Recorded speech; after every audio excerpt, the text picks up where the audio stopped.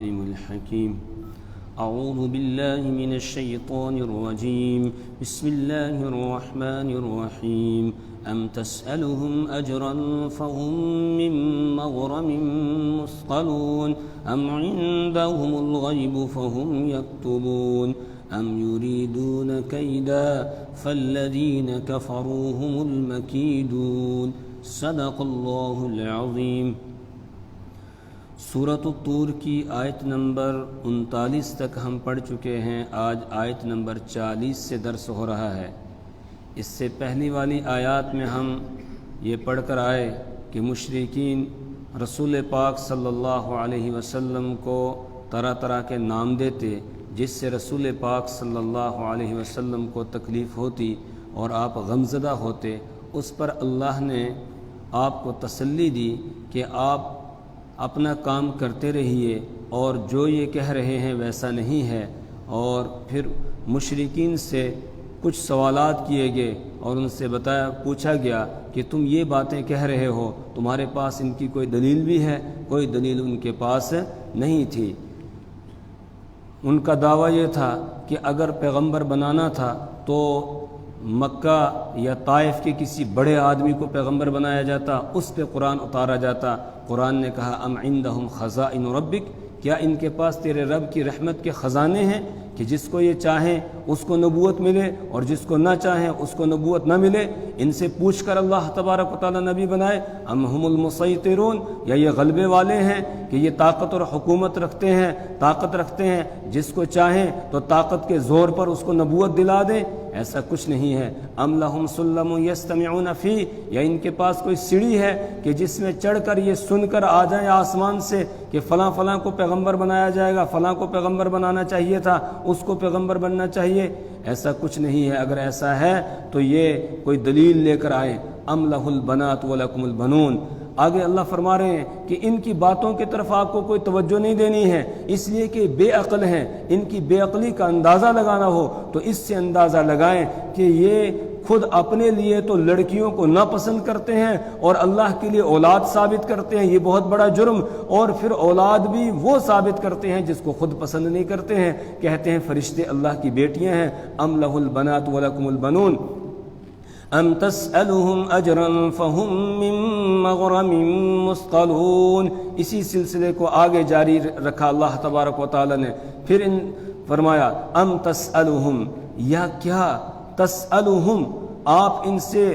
مانگ رہے ہیں، تسألو آپ سوال کر رہے ہیں، مانگ رہے ہم ان سے اجرن کوئی معاوضہ، کوئی اجرت مانگ رہے ہیں۔ فهم من مغرم مثقلون، فهم من مغرم، تو وہ اس تاوان کی وجہ سے مثقلون بوجھ کے نیچے دبے جا رہے ہوں، یعنی اتنا بھاری معاوضہ آپ مانگ رہے ہوں، اتنی بھاری اجرت آپ ان سے مانگ رہے ہوں کہ جس کو یہ اٹھا ہی نہیں سکتے ہیں، برداشت نہیں کر سکتے ہیں۔ ایسا ہے؟ ایسا بھی نہیں ہے۔ یعنی توحید کے سارے دلائل واضح ہو گئے، رسالت کے دلائل بھی واضح ہو گئے، حجت قائم ہو گئی، پھر بھی یہ نہیں مان رہے ہیں۔ تو اس کی کیا وجہ ہو سکتی ہے؟ کیا کہیں یہ وجہ تو نہیں ہے کہ آپ ان سے کوئی اجرت مانگ رہے ہوں، کوئی معاوضہ مانگ رہے ہوں اپنی اس دعوت پر، اور آپ جو ان کو اللہ کی وحدانیت اور توحید کا درس دے رہے ہیں، اس درس پر کوئی تنخواہ ان سے آپ طلب کر رہے ہوں، کوئی آپ ان سے معاوضہ طلب کر رہے ہوں؟ ایسا ہے؟ ایسا بھی نہیں ہے۔ فہم من مغرم مثقلون، تو یہ اس تاوان کی وجہ سے بوجھ کے نیچے دبے جا رہے ہوں؟ ایسا نہیں ہے۔ کیوں؟ اس لیے کہ ہر نبی جب بھی اللہ کی وحدانیت اور توحید کا اعلان کرتا ہے وہ اس کے ساتھ ہی کہتا ہے لا اسألکم علیہ اجرا، لوگو میں تم سے اس کے اوپر کوئی اجرت نہیں مانگتا ہوں، ان اجری الا علی رب العالمین، میرا معاوضہ، میرا بدلہ تو رب العالمین کے ذمے ہے، وہ مجھے عطا کرے گا، اس پر مجھے تم سے کسی بھی چیز کی ضرورت نہیں ہے۔ بلکہ مشرکین کی طرف سے پیشکش بھی کی جاتی ہے، اس پر بھی رسول پاک صلی اللہ علیہ وسلم فرماتے ہیں نہیں، کسی چیز کی ضرورت نہیں ہے۔ ایک مرتبہ مشرک اکٹھے ہو کر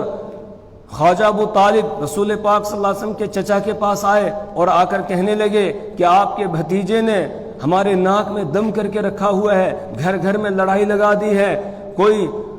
بتوں کو مانتا ہے، کوئی بتوں کی مخالفت کرتا ہے، گھر گھر میں لڑائی لگی ہوئی ہے، شوہر ایک طرف ہے، بیوی دوسری طرف ہے، ایک بھائی دوسری طرف ہے، دوسرا بھائی دوسری طرف ہے، گھر گھر میں لڑائی لگی ہوئی ہے، تو آپ ان سے ذرا پوچھ لیں یہ چاہتے کیا ہے؟ اگر یہ مکہ کی کسی حسین و جمیل عورت کے ساتھ نکاح کرنا چاہتے ہیں اس دعوت کے بدلے میں جو یہ دے رہے ہیں، یہ جو مخالفت کر رہے ہیں ہمارے خداؤں کی، اس کے بدلے میں اگر یہ کسی حسین و جمیل عورت سے نکاح کرنا چاہتے ہیں تو ہم ان کا نکاح کرا دیتے ہیں، اور اگر یہ مال و دولت چاہتے ہیں تو ہم سارے مکہ کا مال و دولت جمع کر کے ان کو دے دیں گے، اور اگر یہ بادشاہ بننا چاہتے ہیں تو ہم ان کو اپنا بادشاہ تسلیم کر لیں گے، لیکن یہ اپنی اس دعوت سے باز آ جائیں، اپنے کام سے باز آ جائیں۔ رسول پاک صلی اللہ علیہ وسلم کے چچا خواجہ ابو طالب نے رسول پاک صلی اللہ علیہ وسلم کو بلایا، اور بلانے کے بعد کہنے لگے کہ اے میرے بھتیجے، ابھی آپ کی قوم کے لوگ میرے پاس آئے ہوئے تھے اور اس طریقے سے وہ کہہ رہے تھے رسول پاک، اور پھر ساتھ ہی یہ بات بھی کہی کہ اب آپ بس کریں، اپنے بوڑھے چچا پر زیادہ بوجھ نہ ڈالیں۔ رسول پاک صلی اللہ علیہ وسلم کی آنکھوں سے آنسو آ گئے۔ آپ نے فرمایا کہ چچا اب آپ بھی میرا ساتھ دے رہے ہیں، ساتھ چھوڑ رہے ہیں، اس پر آپ کی آنکھوں سے آنسو آ گئے۔ آپ نے فرمایا کہ چچا اگر یہ میرے ایک ہاتھ میں سورج لا کر رکھ دیں اور دوسرے ہاتھ میں چاند لا کے رکھ دیں اور پھر مجھے کہیں کہ میں اپنے اس کام سے باز آ جاؤں جو کام اللہ نے میرے ذمہ لگایا ہے، تو میں اس سے باز آنے والا نہیں ہوں، میں یہ کام کرتا رہوں گا یہاں تک کہ اللہ اس دین کو غالب کر دے گا، یا پھر میں اس کام کو کرتے کرتے اپنی جان کو گنوا دوں گا، لیکن میں اس سے پیچھے ہٹنے والا نہیں ہوں۔ جب چچا نے اپنے بھتیجے کے اس حوصلے اور عزم و ہمت کو دیکھا تو پھر کہنے لگا کہ آپ اپنا کام کیجئے، آپ کا چچا آپ کے ساتھ ہے، جو آپ کہیں گے وہ میں کرنے کے لیے تیار ہوں، آپ کا ساتھ دینے کے لیے تیار ہوں۔ تو وہاں سے پیشکش ہوتی ہے، تب بھی رسول پاک صلی اللہ علیہ وسلم ٹھکراتے ہیں، اس لیے کہ پیغمبر جو ہوتا ہے اس کی نظر کسی بندے پر نہیں ہوتی ہے، اس کی نظر اللہ پر ہوتی ہے، اس لیے وہ پہلے ہی اعلان کرتا ہے لا اسألکم علیہ اجرا، میں تم سے کسی اجرت کا مطالبہ نہیں چاہتا ہوں، لا اسألکم علیہ مالا، میں تم سے مال کا مطالبہ نہیں کرتا ہوں، ان اجری الا علی رب العالمین، میری اجرت، میرا معاوضہ، میرا بدلہ وہ تو اللہ رب العالمین کے ذمے ہے، وہ مجھے عطا کرے گا۔ تو ام تسألہم، کیا آپ ان سے مانگ رہے ہیں اجرن، کوئی اجرت، معاوضہ، فہم من مغرم، تو یہ لوگ اس تاوان کی وجہ سے مثقلون، بوجھ کے نیچے دبے جا رہے ہوں۔ ام عندہم الغیب فہم یکتبون، ام عندہم، یا ان کے پاس ہے الغیب، غیب، غیب کی خبریں ہیں، غیب کی باتیں ہیں، یہ غیب جانتے ہوں، فہم یکتبون، پھر یہ اس کو لکھتے ہوں۔ یہ جو کہتے تھے مشرکین کہ فلاں فلاں کو پیغمبر بنایا جانا چاہیے تھا، اس پر اللہ فرما رہے کیا یہ غیب کا علم رکھتے ہیں؟ آسمان میں تو یہ چڑھ نہیں سکتے، وہاں سے تو خبر حاصل کر نہیں سکتے، تو پھر ان کے پاس غیب کا علم ہے کہ جس میں ان کو بتا دیا گیا ہو کہ فلاں کو نبی بنانا چاہیے تھا، فلاں کو نبی بنانا چاہیے تھا؟ یا اسی طریقے سے ہم پیچھے پڑھ کر آئے ہیں، مشرکین یہ کہتے تھے شاعر نتربص به ریب المنون، کہ یہ شاعر ہیں اور ہم ان کے لیے موت کے حادثے کا انتظار کر رہے ہیں۔ تو ان کے پاس غیب کا علم ہے کہ جب رسول پاک صلی اللہ علیہ وسلم کی وفات ہوگی اس وقت تک یہ زندہ رہیں گے اور ان کے سامنے آپ کی وفات ہوگی اور اس کے بعد یہ خوشیاں منائیں گے؟ ان کے پاس کوئی غیب کا علم ہے؟ نہیں، ان کے پاس غیب کا علم بھی نہیں ہے، کچھ نہیں ہے ان کے پاس۔ ام یریدون کیدا، یا یہ کوئی تدبیر کرنا چاہتے ہیں رسول پاک صلی اللہ علیہ وسلم کے خلاف، آپ کے لائے ہوئے دین کے خلاف کوئی پلان بنانا چاہتے ہیں، کوئی تدبیر کرنا چاہتے ہیں، کوئی سازش کرنا چاہتے ہیں؟ اگر ایسا ہے تو فالذین کفروا هم المکیدون، تو وہ لوگ الذین کفروا، جنہوں نے کفر کیا، هم المکیدون، وہی اپنی تدبیر میں پھنسنے والے ہیں، یہی اپنی تدبیر میں پھنسیں گے، آپ کو کوئی نقصان یہ نہیں پہنچا سکتے ہیں۔ اور انہوں نے تدبیر کی ہجرت سے پہلے، جس روز رسول پاک صلی اللہ علیہ وسلم نے مکہ سے ہجرت کی ہے، جس رات آپ نے ہجرت کی اس سے پہلے جو دن ہے، اس دن میں مشرکین مکہ دار الندوہ میں اکٹھے ہوتے ہیں۔ دار الندوہ ان کا یہ میٹنگ ہال تھا، اس میں یہ سارے جمع ہوئے اور وہاں مشورہ کرنے لگے، پلان بنانے لگے کہ کیا کیا جائے آپ کے بارے میں۔ سورہ انفال میں اللہ نے فرمایا وَإِذْ يَمْكُرُ بِكَ الَّذِينَ كَفَرُوا لِيُثْبِتُوكَ أَوْ يَقْتُلُوكَ أَوْ يُخْرِجُوكَ وَيَمْكُرُونَ وَيَمْكُرُ اللَّهُ وَاللَّهُ خَيْرُ الْمَاكِرِينَ وَإِذْ يَمْكُرُ، اور جس وقت کے یہ تدبیر کر رہے تھے، اس وقت کو یاد کرو جب یہ تدبیر کر رہے تھے بِكَ، آپ کے بارے میں، وَإِذْ يَمْكُرُ بِكَ الَّذِينَ كَفَرُوا، کافر لوگ آپ کے بارے میں تدبیر کر رہے تھے، پلان بنا رہے تھے، لیثبتوک، کہ آپ کو قید کر دیں، لیثبتوک او یقتلوک، یا آپ کو قتل کر دیں، او یخرجوک، یا آپ کو ملک بدر کر دیں۔ یہ تدبیر کر رہے تھے، یہ مشورہ کر رہے تھے، یہ اکٹھے ہوئے، جمع ہوئے مشورہ کرنے کے لیے، اور ابلیس بھی شیخ نجد کی شکل میں آ گیا، وہ بھی اندر آ گیا، اور اس کی موجودگی میں پلان بننے لگا، تدبیر ہونے لگی۔ کسی نے رائے دی کہ ان کو قید کر دیا جائے، ابلیس فوراً بولا، کہنے لگا کہ قید کر کے تم کیا کرو گے، یہ تو بے وقوفانہ رائے ہے، تم ان کو قید کرو گے، ان کے جو ساتھی ہیں وہ ان پر جان نچھاور کرنے والے ہیں، وہ آئیں گے اور چھڑا کر لے جائیں گے۔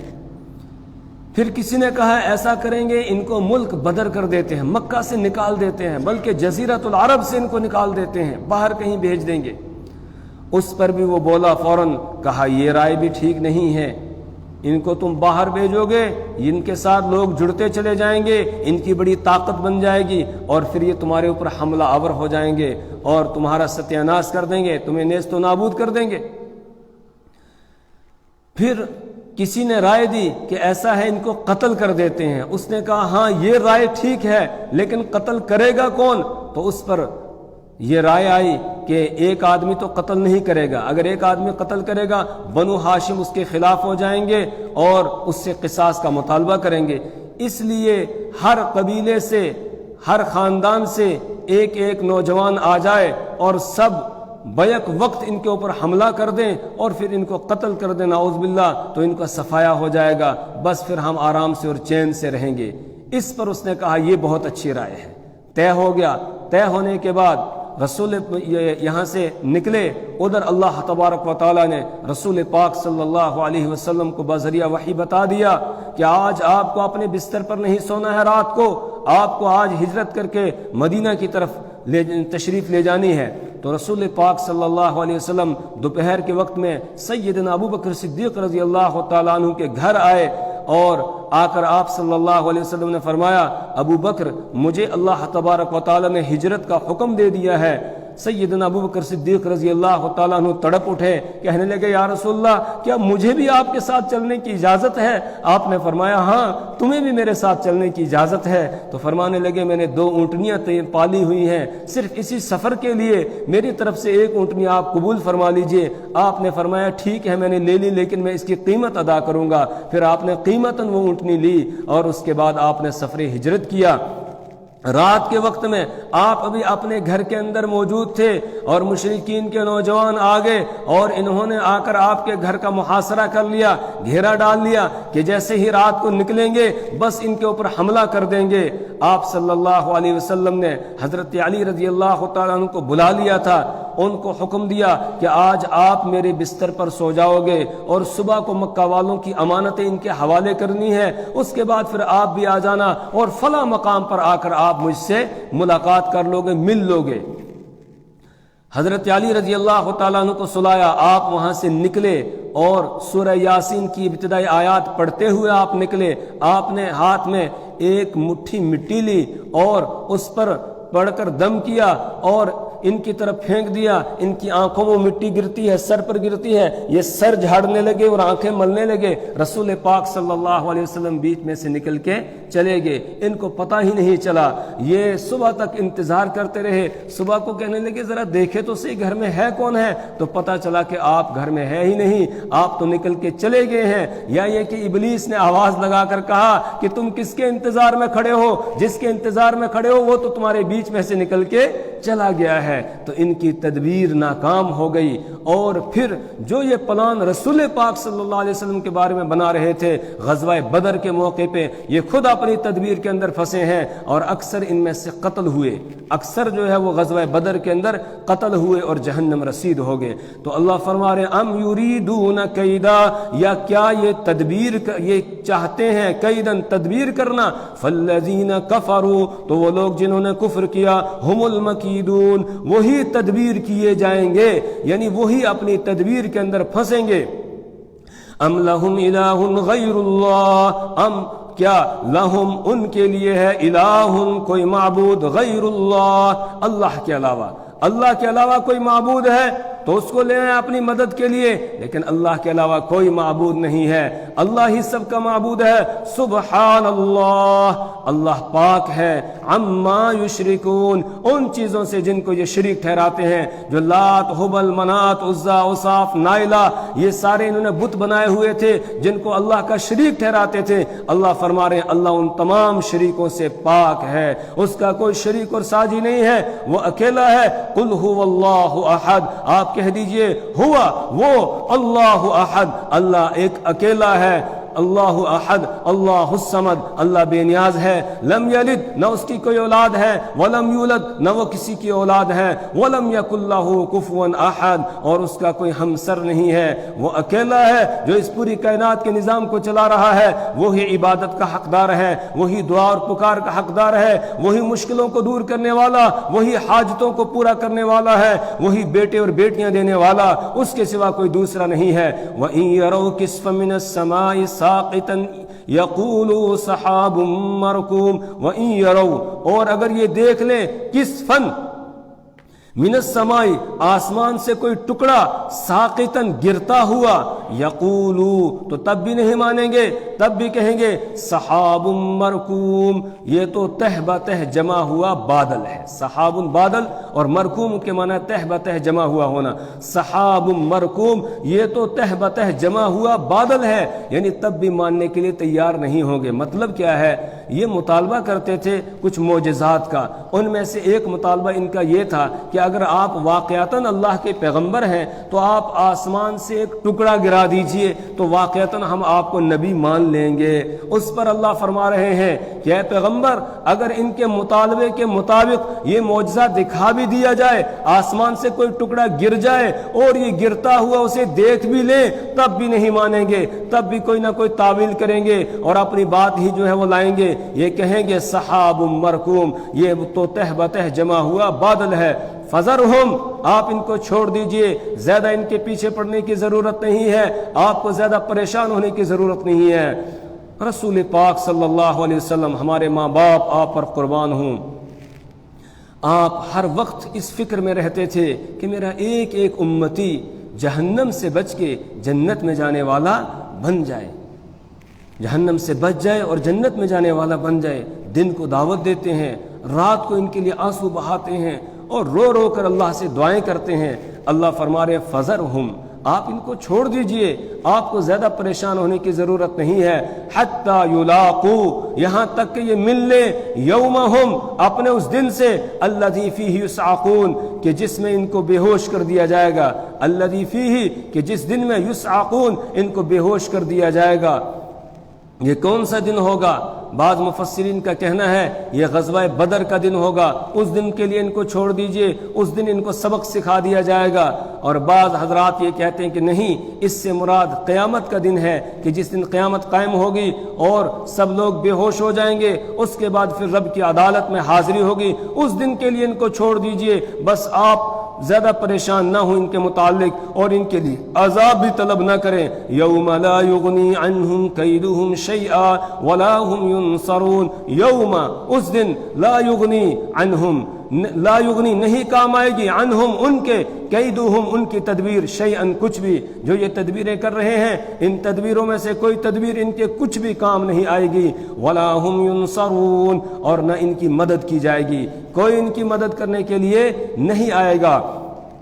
اس دن کے لیے ان کو آپ چھوڑ دیجئے، آپ زیادہ پریشان نہ ہوں۔ وَإِنَّ لِلَّذِينَ ظَلَمُوا عَذَابًا دُونَ ذَلِكَ وَلَكِنَّ أَكْثَرَهُمْ لَا يَعْلَمُونَ۔ وَإِنَّ اور بے شک لِلَّذِينَ ان لوگوں کے لیے ظَلَمُوا جنہوں نے ظلم کیا، جنہوں نے ظلم کیا ہے۔ ظلم کیا ہے؟ إِنَّ الشِّرْكَ لَظُلْمٌ عَظِيمٌ، شرک سب سے بڑا ظلم ہے۔ تو یہ ظلم کر رہے ہیں، یہ شرک کر رہے ہیں، اللہ کے ساتھ اللہ کی مخلوق کو شریک ٹھہراتے ہیں، تو ان ظالموں کے لیے عذاب ہے دون ذالک، اس سے پہلے، یعنی جس عذاب کا اوپر وعدہ کیا گیا ہے کہ قیامت کے دن ان کو دیا جائے گا، اس سے پہلے ایک عذاب ان پر آئے گا، وہ دنیا کے اندر ان پر عذاب آنے والا ہے۔ اور وہ عذاب آیا وہی غزوہ بدر کے موقع پر کہ 70 آدمی ان کے جہنم رسید ہوتے ہیں اور 70 گرفتار ہوتے ہیں اور ان کو ذلت کا سامنا کرنا پڑتا ہے۔ وَإِنَّ لِلَّذِينَ ظَلَمُوا اور بے شک ان لوگوں کے لیے جنہوں نے ظلم کیا،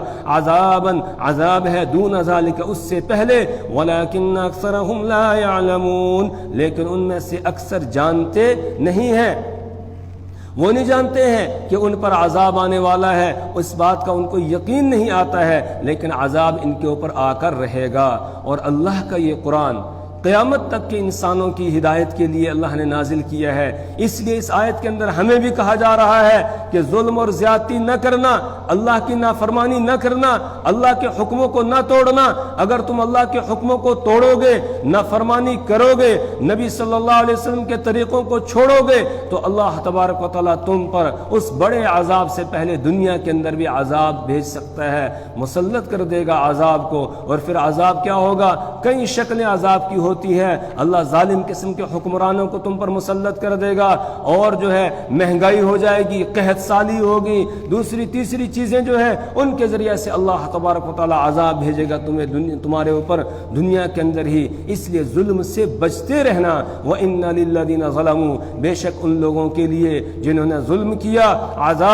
عذاب ہے دون ذالک، اس سے پہلے، یعنی اس بڑے عذاب سے پہلے چھوٹا عذاب دنیا کے اندر آئے گا۔ وَلَكِنَّ أَكْثَرَهُمْ لَا يَعْلَمُونَ لیکن اکثر لوگ جانتے نہیں ہیں۔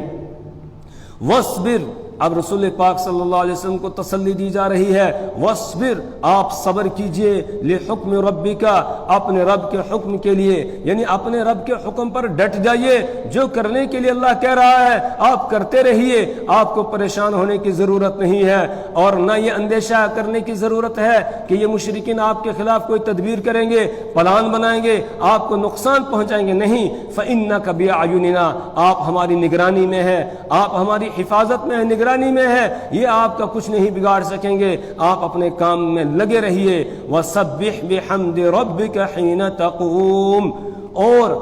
جب آپ کو غم ستائے تو آپ غم زدہ نہ ہوں، غم کو دور کرنے کے لیے اپنے رب کی تسبیح کرتے رہیے۔ وَسَبِّحْ اور آپ تسبیح بیان کیجئے، بِحَمْدِ رَبِّكَ اپنے رب کی حمد کے ساتھ، تعریف کے ساتھ، حِينَ تَقُومُ جس وقت کی آپ اٹھیں۔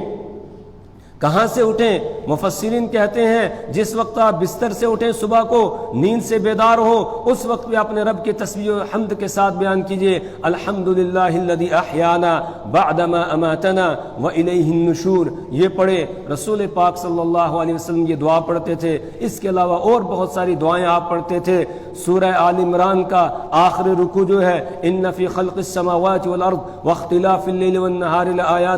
لآیات لأولی الالباب، یہ پورا رکوع رسول پاک صلی اللہ علیہ وسلم پڑھا کرتے تھے جس وقت آپ تہجد کے لیے بیدار ہوا کرتے تھے۔ اس کے علاوہ حین تقوم جس وقت آپ اٹھیں، مجلس سے اٹھیں، اس وقت بھی آپ اللہ کی تسبیح بیان کریں۔ جب رسول پاک صلی اللہ علیہ وسلم مجلس سے اٹھتے تھے اس وقت آپ یہ تسبیح پڑھتے تھے، سبحانک اللہم وبحمدک اشہد ان لا الہ الا انت استغفرک واتوب الیک۔ اور آپ فرماتے تھے کہ جو آدمی یہ تسبیح پڑھ لیتا ہے اس مجلس کا یہ کفارہ ہو جاتا ہے، اگر کوئی نامناسب بات بھی اس مجلس میں ہو گئی ہو تو اللہ تبارک و تعالیٰ معاف کر دیتے ہیں۔ اس لیے ہمیں بھی چاہیے ہم کہیں پر بھی بیٹھیں، جب اٹھیں ہم تو یہ دعا پڑھ لیا کریں، یہ تسبیح پڑھ لیا کریں، سبحانک اللہم وبحمدک اشہد ان لا الہ الا انت استغفرک واتوب الیک۔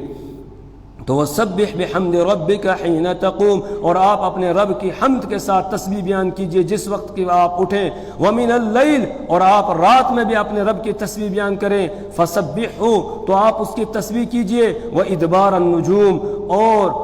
ستاروں کے پیٹھ پھیر جانے کے وقت، یعنی ستاروں کے چھپ جانے کے وقت، جب ستارے چھپ جائیں اس کے بعد بھی آپ تسبیح بیان کیجئے، یعنی دن رات میں آپ اللہ کی تسبیح بیان کرتے رہیں، رات کو بھی تسبیح بیان کریں، دن میں بھی تسبیح بیان کریں، صبح کے وقت میں بھی تسبیح بیان کریں، شام کے وقت میں بھی تسبیح بیان کریں۔ جتنا آپ اللہ کی تسبیح بیان کریں گے اتنا ہی آپ کے دل کو سکون ملے گا، اطمینان ہوگا، آپ کا غم دور ہوگا۔ لہٰذا اس میں ہمیں بھی یہ درس دیا گیا، یہ تعلیم دی گئی کہ کسی کو کوئی پریشانی لاحق ہو جائے، اس پریشانی کا علاج جو ہے وہ صرف سوچنا اور فکر میں پڑنا نہیں ہے، بلکہ اس کا علاج ہے اللہ کی یاد میں لگ جانا۔ جو اللہ کی یاد میں لگ جائے گا، اللہ تبارک و تعالیٰ اس کے غم کو، اس کی پریشانی کو اللہ تبارک و تعالیٰ دور کر دیں گے۔ بہت سارے لوگ شکایت کرتے ہیں، جی رات کو نیند نہیں آتی ہے۔ کیوں نہیں آتی؟ کسی ٹینشن میں ہوتے ہیں، پریشانی میں ہوتے ہیں، نیند نہیں آتی ہے۔ نیند لانے کا بہترین علاج یہ ہے کہ آدمی اللہ کی تسبیح بیان کرنا شروع کر دے، اللہ کی یاد میں لگ جائے، ذکر کرنا شروع کر دے، بس نیند آ جائے گی، سکون حاصل ہو جائے گا، اطمینان ہو جائے گا۔ اللہ سے دعا کریں اللہ تبارک و تعالی ہر وقت اپنی یاد میں لگنے کی ہمیں توفیق عطا فرمائے، اپنی کتاب کی سمجھ اور فہم عطا فرمائے، اللہ اس کے مطابق عمل کرنے کی توفیق عطا فرمائے، اللہ اعمال صالحہ کی توفیق عطا فرمائے، برے اعمال سے ہماری نسلوں کی حفاظت فرمائے۔ سبحان اللہ و بحمدہ، سبحانک اللہم و بحمدک، ونشہد ان لا الہ الا